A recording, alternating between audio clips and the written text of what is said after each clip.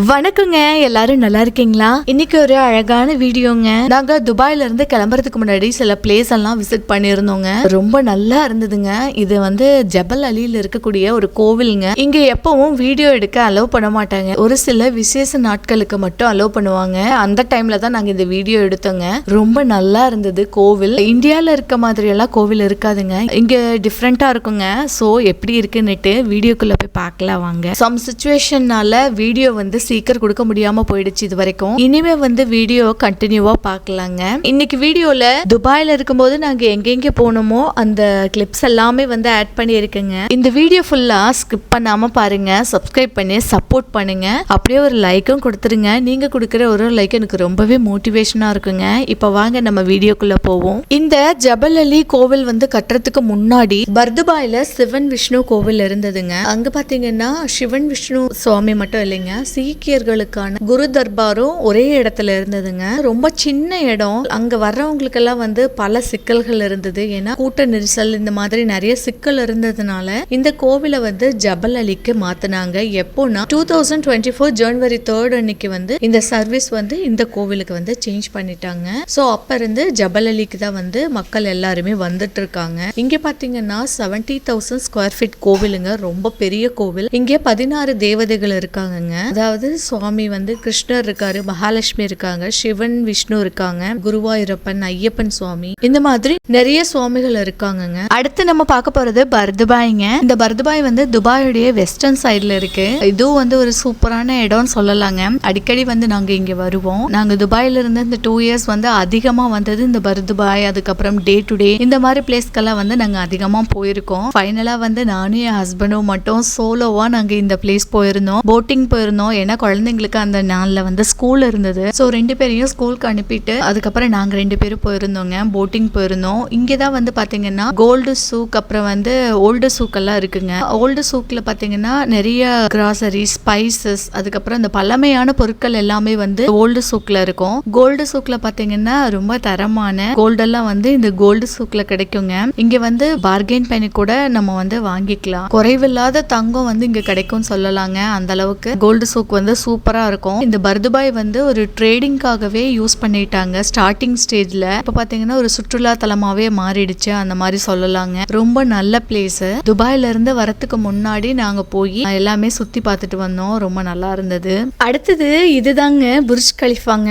வேர்ல்ட்லயே tallest building அப்படின்னு சொல்லலாம். இந்த பில்டிங்கோட ஹைட் பாத்தீங்கன்னா 828 மீட்டருங்க. அதனாலதான் இது வேர்ல்ட்லயே டாலஸ்ட் பில்டிங் அப்படின்னு சொல்றாங்க. இந்த பில்டிங்க நிறைய பேர் தன்னுடைய உழைப்ப கொடுத்து இந்த பில்டிங் எழுப்பியிருக்காங்கன்னு சொல்லலாம். ரொம்ப நல்லா இருந்தது. நாங்க துபாய்க்கு வந்த புதுசுலயே இந்த பில்டிங் மேல எல்லாம் போய் பார்த்தோங்க. 124 to 125 ஃப்ளோர் வரைக்கும் தான் அலோவ் பண்றாங்க. அங்க இருந்து 360 டிகிரில வந்து துபாயை நம்ம பார்த்து ரசிக்கலாம். டாப் ஸ்கைன்னு சொல்லணும்னா 148 ஃப்ளோருங்க. இந்த புர்ஜ் கலிஃபாக்கு போறதுக்கு பர் ஹெட் வந்து 150 திராம் வந்து வந்தது. நாங்க வந்து 2 இயர்ஸ் பிஃபோர் போயிருந்தப்போ அப்ப வந்து ஒரு ஆஃபருங்க. சம்மர் டைம்ல வந்து குழந்தைங்களுக்கு 12 இயர்ஸ்க்கு கீழே இருக்க குழந்தைங்களுக்கு வந்து அலோவ் பண்றாங்க அப்படின்னு. எங்க சின்ன பொண்ணுக்கு 5 இயர்ஸ் ஆகுது. எங்க பெரிய பொண்ணுக்கு 11 இயர்ஸ். எங்க 2 பேருக்கு மட்டும்தான் டிக்கெட் அமௌண்ட் வந்து பே பண்ணி போயிருந்தோம். சூப்பரா இருந்தது. வியூ எல்லாமே குட்டி குட்டியா எறும்பு சைஸ்ல தெரியுங்க. ஜஸ்ட் வியூ மட்டும் தாங்க. அப்புறம் ஃபுட்டு ஏதாவது ஸ்நாக்ஸ் வாங்கணும்னா கொஞ்சம் காஸ்ட்லியா தான் இருக்கும். குழந்தைங்களுக்கு வந்து ஏதாவது ஸ்நாக்ஸ்னா அதுக்கு தேவையான ஒரு சில ஸ்நாக்ஸ் வந்து எடுத்துக்கலாம். அங்கிருந்து எந்த திங்ஸும் நாங்க வாங்கல.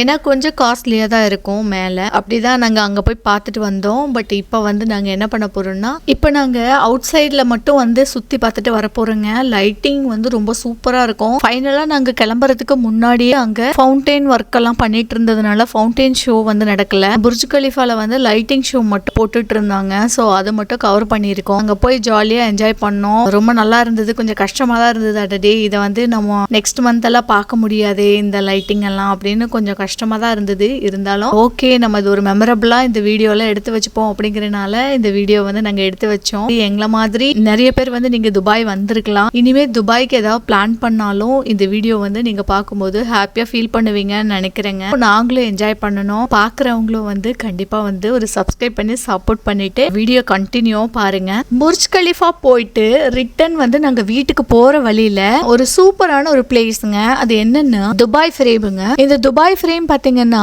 150 மீட்டர் ஹைட்லயும் 95 மீட்டர் வந்து வித்லயும் இருக்கு. இது போட்டோ ஃப்ரேம் மாதிரி மாதிரியே வந்து வடிவமைச்சிருக்காங்க. போற வழியில தான் இந்த போட்டோ ஃப்ரேம் வந்து கவர் பண்ணோம். ஏன்னா நம்ம துபாய் ஃப்ரேம் வீடியோ வந்து நம்ம சேனல்ல இருக்குங்க, மறக்காம செக் பண்ணுங்க. ஓல்டு துபாய் நியூ துபாயை ரெப்ரசென்ட் பண்ற மாதிரி இதை வடிவமைச்சிருக்காங்க. ரொம்ப நல்லா இருந்தது. 93 மீட்டர்ஸ்க்கு கிளாஸ்லயே பிரிட்ஜ் இருக்குங்க. அதெல்லாம் நாங்க எக்ஸ்பீரியன்ஸ் பண்ணோம். நல்லா தான் இருந்தது. புர்ஜ் கலிஃபா அப்புறம் ஃப்ரேம் இதெல்லாம் பாத்தீங்கன்னா மேல இருந்து பார்க்கும்போது ரொம்ப நல்லா இருக்கும். அந்த வியூக்காகத்தான் இந்த ஃப்ரேம் அப்புறம் புர்ஜ் கலிஃபால வந்து போறாங்க எல்லாருமே. நாங்களும் போய் பார்த்தோம். ரொம்ப நல்லா இருந்தது. அடுத்து போறது வந்து ஃபியூச்சர் ஆஃப் தி மியூசியம் அப்படிங்கிற ஒரு பிளேஸுங்க. அது வந்து ஃபினான்ஷியல் சென்டர் அப்படின்னு சொல்லலாம். அந்த பிளேஸ் எப்படி இருக்குன்னுட்டு நம்ம பார்ப்போவாங்க. ஒரே நாள்ல வந்து இதெல்லாம் கவர் பண்ண முடியாதுங்க. நாங்க வந்து என்ன பண்ணோம், டைம் எடுத்து நெக்ஸ்ட் டே தான் வந்து நாங்க அந்த ஃபியூச்சர் ஆஃப் தி மியூசியம் பார்க்க போனாங்க. அங்க வந்து ரொம்ப நல்லா இருக்கும். இந்த மியூசியம் வந்து UAEலயே ரொம்ப அழகான வடிவமைப்பா இருக்குங்க. இது ஓவல் ஷேப்ல இருக்குங்க. இந்த மியூசியம் வந்து 77 மீட்டர்ஸ் இருக்கு, 7 ஃப்ளோர்ஸ் இருக்கு. சென்டர்ல பாத்தீங்கன்னா ஒரு ஹாலோ ஸ்பேஸ் இருக்கு. இந்த மியூசியம் ஃபியூச்சர்ல வந்து இப்படி இருக்கலாம் அப்படிங்கிற மாதிரி கிரியேட் பண்ணி உருவாக்கி இருக்காங்க. இந்த பில்டிங் உடைய மேல் பகுதியில அரபு கேலிகிராபிக் லெட்டர்ஸ் வந்து பொறிச்சிருக்காங்க. இது ஓவல் ஷேப்ல இருக்கிறனால பாக்குறதுக்கே ரொம்ப அழகா இருக்கும். இந்த பில்டிங் உடைய மேல் பகுதியில stainless steel fibre class panel use பண்ணி தான் ஃபுல்லா உருவாக்கி இருக்காங்க. இந்த மியூசியம் வந்து என்ட்ரி டிக்கெட் பாத்தீங்கன்னா 150 AD வருதுங்க. 3 வயசுக்கு கீழே இருக்க குழந்தைங்களுக்கு ஃப்ரீ தான். UAE சிட்டிசனுக்கோ ஸ்கூல் ஸ்டூடெண்ட்ஸ்க்கோ ஆஃபர் கொடுக்குறாங்க. நாங்க வந்து அங்க ரெசிடென்சி எல்லாம் இருந்ததுனால எங்களுக்கு 150 AD தான். நாங்க வந்து அங்க மேல எல்லாம் போய் பார்க்கலைங்க. கிரவுண்ட் ஃப்ளோர்லயே பாத்தீங்கன்னா பாட்ஸ் இருக்கு. அதுக்கப்புறம் ரொபோட்டிக் டாக் மாதிரி இருக்கு. ரொபோட்டிக் சிஸ்டம்ஸ் எல்லாம் அங்க நிறைய இருக்கிறனால பில்டிங்ஸ் எல்லாம் எப்படி இருக்குன்னுட்டு பார்த்துட்டு நாங்க வெளியே வந்துட்டோங்க. துபாயில இருந்து கிளம்புறதுக்கு 1 நாள் 2 நாள் முன்னாடி தான் இந்த பில்டிங்ஸ் எல்லாம் போய் பார்த்தோங்க. ஸோ எங்களுக்கு ரொம்ப டைம் கிடைக்கல. வீட்டுக்கு போய் உடனே பேக்கிங் ஒர்க் இருக்கு, நிறைய தலைக்கு மேல வேலை இருக்கனால தான் நாங்க வந்து சீக்கிரமா ஒரு பிளேஸையும் பார்த்துட்டு கிளம்பிட்டோம். ஃபைனலாக தான் இந்த ஃபியூச்சர் ஆஃப் தி மியூசியம் போயிருந்தோம். துபாயில் ஒரு பிளேஸை விசிட் பண்ணணும்னு நினைக்கிறவங்களுக்கு இது ஒரு நல்ல பிளேஸ்னு சொல்லலாம். இதெல்லாம் பார்த்துட்டு ரொம்ப ஹாப்பியாகவும் இருந்தது, ஒரு பக்கம் சேடாகவும் இருந்ததுங்க. ஏன்னா நம்ம துபாயிலேருந்து கிளம்ப போகிறோம்னு நினைக்கிறப்போ ஓகே பரவாயில்ல, நம்மளுக்கு டைம் கிடைக்கும் போது நம்மளால அஃபோர்ட் பண்ண முடியும் அப்படின்னு நினைக்கிறப்போ குழந்தைங்களெல்லாம் கூட்டிட்டு இன்னொரு தடவை விசிட் பண்ணலாம் துபாய் அப்படின்னுட்டு பிளான்ல தான் வந்து நாங்கள் அங்கேருந்து கிளம்பணும். ஒரே வீடியோவில் துபாயில் வந்து என்னென்ன பிளேஸ் இருக்கு அப்படிங்கறத வந்து நாங்க போன பிளேஸ் எல்லாமே வந்து உங்களுக்கு காட்டியிருக்கோங்க. ரொம்ப நல்லா இருக்கும் இந்த பிளேஸ் எல்லாம். அடுத்த வீடியோ பாத்தீங்கன்னா நாங்க துபாயில இருந்து எப்படி கிளம்பணும், அந்த ஃபிஷ் டேங்க் என்ன ஆச்சு, அதுக்கப்புறம் எங்க போய் ஸ்டே பண்ணோம் அப்படிங்கறத நெக்ஸ்ட் வீடியோ கொடுக்குறேங்க, மறக்காம பாருங்க.